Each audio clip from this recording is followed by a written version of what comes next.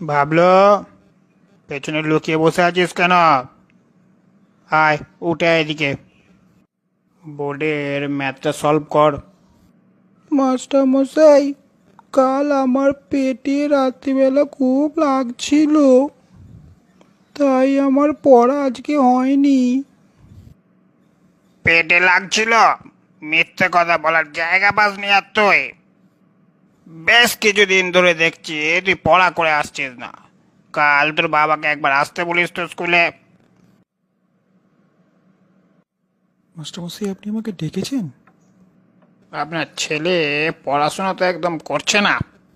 আজ পেটে লাগা, কাল জ্বর, এই সব তো বাহানা করে যাচ্ছে রোজ রোজ। মাস্টার মশাই, ছেলেটা আমার উচ্ছন্নে যাচ্ছে, কারোর কথা শোনে না বাড়িতে।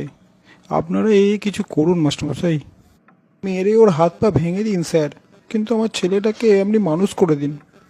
ভাবলো ভেতরে এসো। কাল থেকে পড়া যদি না করে এসেছিস তো মেরে তো চামড়া আমি গুটিয়ে দেবো, এটা যেন মনে থাকে। কি রে, মনে থাকবে তো এবার? হ্যাঁ বাবা, মনে রাখবো।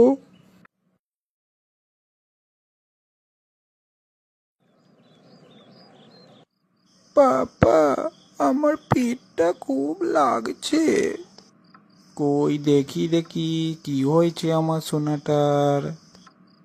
আজ স্কুলে স্যার খুব মেরেছে, দেখো পেটটা পুরো আমার ফুলে গেছে বাবা, দেখো। ইস, আহা হা হা হা হা।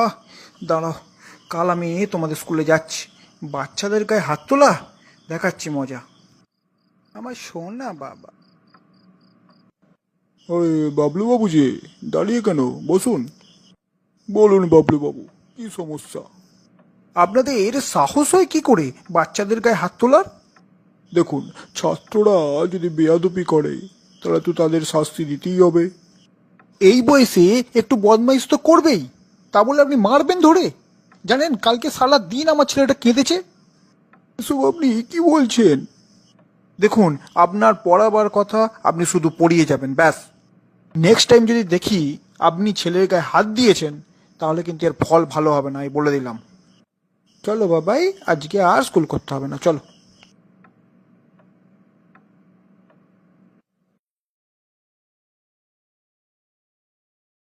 কি ব্যাপার, আজকাল রোজই লেট করে বাড়ি আসছো?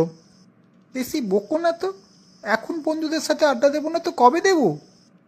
চড়িয়ে তোমার শীতে করে দেবো। বাবার মুখে মুখে কথা। গায়ে হাত তুলে দেখো একবার। আমি এখন অ্যাডাল্ট হয়ে গেছি, সব ব্যাপারে বেশি মাথা লাগাতে এসো না, হ্যাঁ? তোর লজ্জা করে না? ড্রিঙ্কস করে বাড়ি ফিরে বাবার সাথে এইভাবে কথা বলছিস? ধ্যার বেল, যাও তো, সবসময় জ্ঞান জ্ঞানী ভালো লাগে না।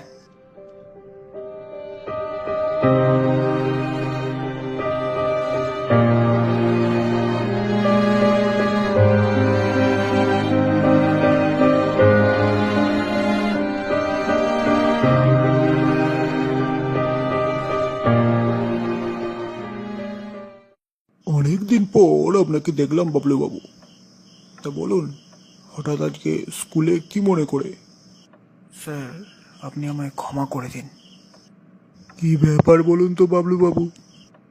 জানেন তো স্যার, আপনারা হলেন সমাজ গড়ার কারিগর। সেদিন যদি আপনার হাত থেকে শাসনের ছড়িটা কেড়ে না নিতাম, তাহলে হয়তো আজকে আমার ছেলেটা মানুষের মতো মানুষ হতে পারত। আসলে কি ব্যাপার জানেন তো বাবলু বাবু? আপনাদের অতিরিক্ত সন্তান স্নেহই আপনাদের সন্তানদের বিপথে চালিত করছে। বুঝতে পেরেছি স্যার, বুঝতে পেরেছি। সুস্থ যুব সমাজ গড়তে হলে মাস্টারমশাইদের হাতে সেই শাসনের ছড়িটা আবার ফিরিয়ে দিতে হবে। আপনারা আবার ছড়িটা ধরুন স্যার, আবার ছড়িটা ধরুন। একটা সুস্থ যুব সমাজ আপনারাই পারেন গড়ে তুলতে।